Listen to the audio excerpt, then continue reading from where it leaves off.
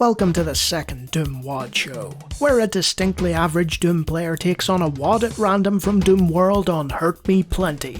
Today's WAD is Jungle Fever by John C. Ford. It's an E2M1 replacement that the author claims looks like a jungle. I don't know what jungles Mr. Ford has been visiting, but changing a texture and calling it a jungle does not a jungle make. You're immediately accosted by a spectre running in your direction, as well as a shotgunner and a zombie man. You fend these off with your pistol and soon discover that this is essentially a hedge maze filled with monsters but with really high walls.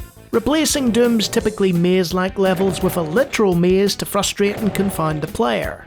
Artificially lengthening the level by making you trudge along identical areas until you figure out how to proceed. To the map's credit, it's not stingy with health packs or ammo placement, and you can spot most monsters coming a mile off. The goal of the map is to make it to the summit by activating ledges, which still have their regular noises.